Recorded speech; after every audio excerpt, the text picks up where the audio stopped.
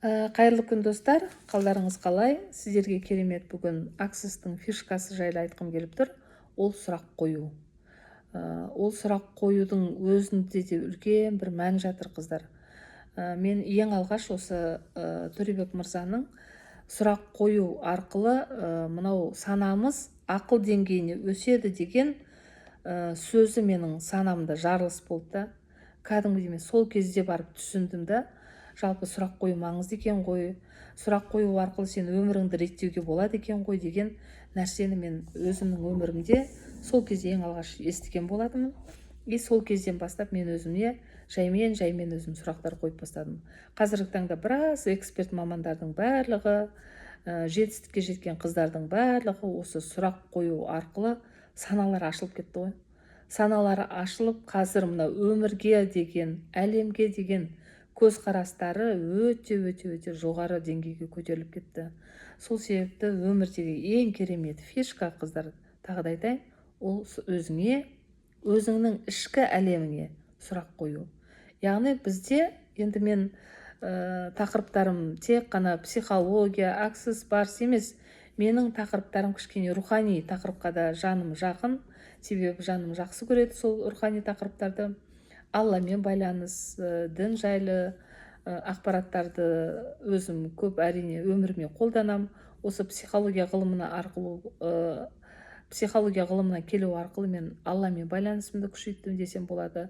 Яғни Алла тағала бізге адамзаттың бойына негізі бүкіл мынау жанымызға, тәнімізде ауызбилақ нәрселер қанымызды тамырға дейін жүреді екен да, тек жүрекке әмірі жүрмейді екен.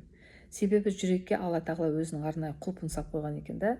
Ал біздің тағдырымыздағы бүкіл сұрақтың жауабы біздің жүрегімізде тұр екен. Ал енді ішкі әлем дегеніміз, ішкі әлем Алламен байланысты. Яғни Алланы біз бір бөлшегіміз ғой, айналып келген кезде, соны қазіргі таңда көбі осознавать етіп, соны түсініп жатыр. Біз керемет Алланың бір жаратылысымыз, біз Алланың құнды бір пендесіміз. Яғни біз бір бөлшегіміз, Яғни біз сұрақ қою арқылы біз өзіміздің ішкі әлемімізде жүректің түбінде жатқан жауаптарды біртіндеп шығарамыз екен. Енді сол себепті қазіргі таңда енді көп әйел адамдардың басты проблемасы кешке не тамақ пісіремін деп шығады ғой, сұрақты содан бастайды да. Ал енді сіз өзіңіздің өміріңізге қандай да бір мәселе болды ма, жаймен өзіңізге сұрақ қойып бастаңыз. Жақсы, түсіндім.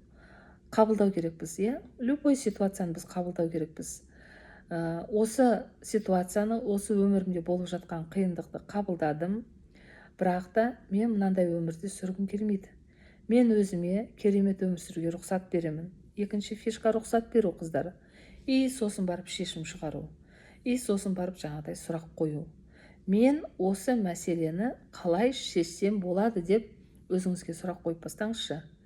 И сол сұрақты 100 рет айтасыз ба, 1000 рет айтасыз ба, көріңіз. Енді мынау өзімен рухани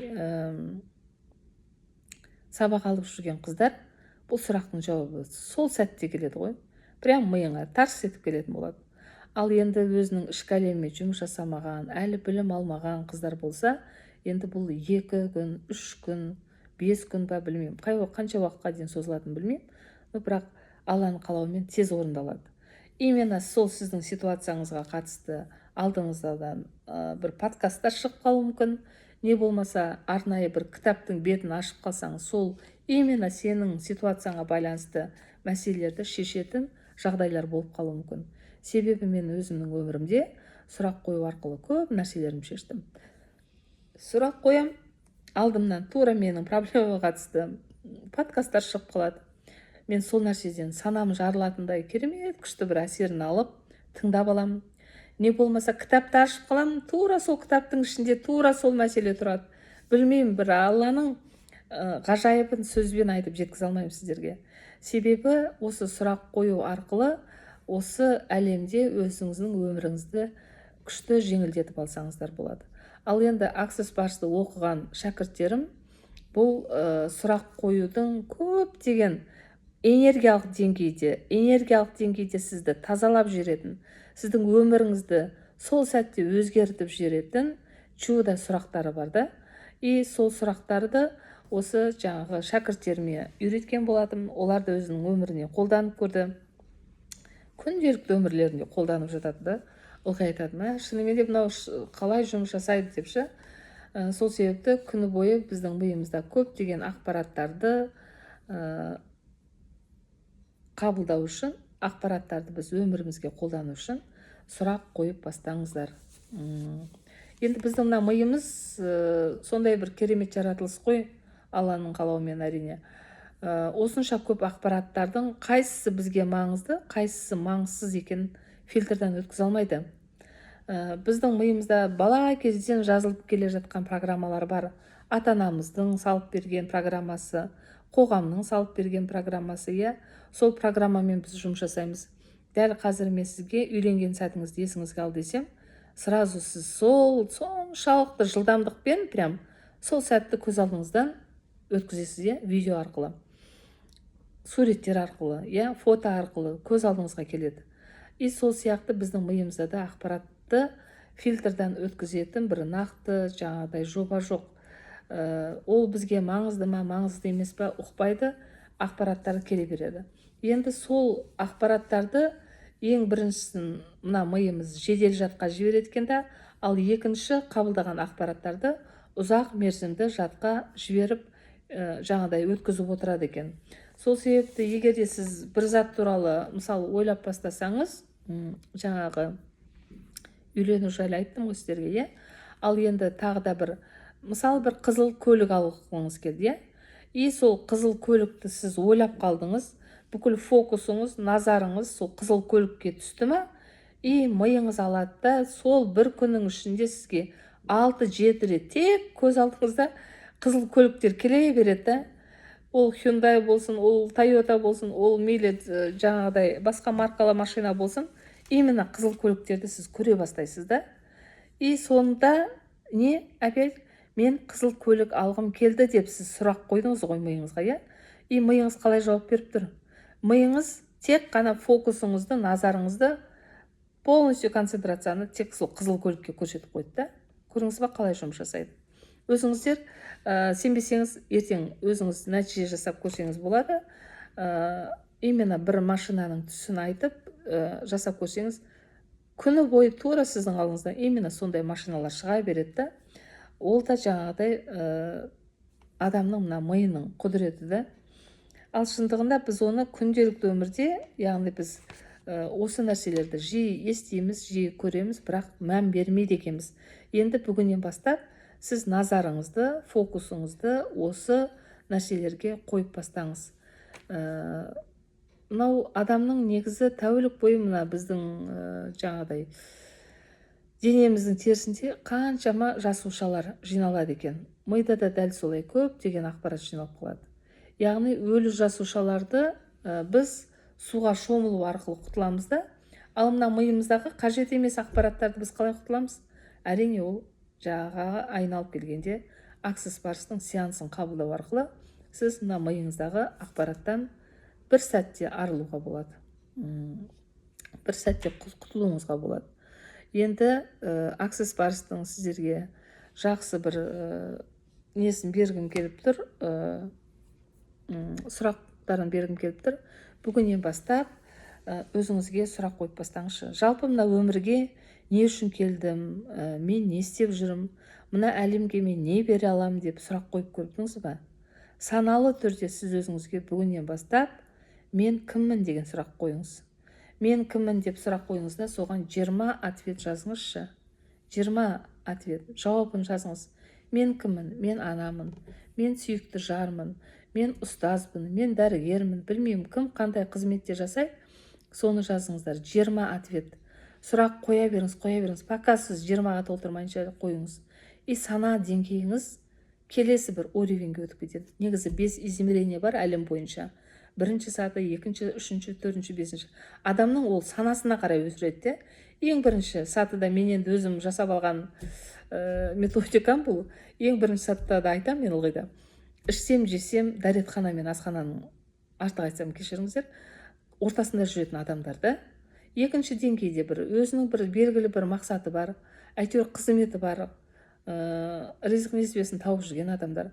Үшінші деңгейде мынау адамдар болады, рухани жан дүниесін байытып, уже білім алып, саналы өмір сүруге талпынып жүрген адамдар. Төртінші деңгейде жаңағыдай әулие әмбиелер дейміз.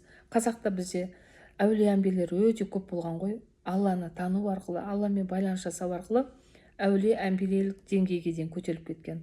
Одан кейін пайғамбарлар, сол сияқты өзімнің енді жасап алған методикам, оған қатты мән берудің қажеті жоқ. Бірақ та осы 5 измеренияны мен өстіп білемін да. Яғни осы 5 измерения арқылы адамның санасы өсіп отырады.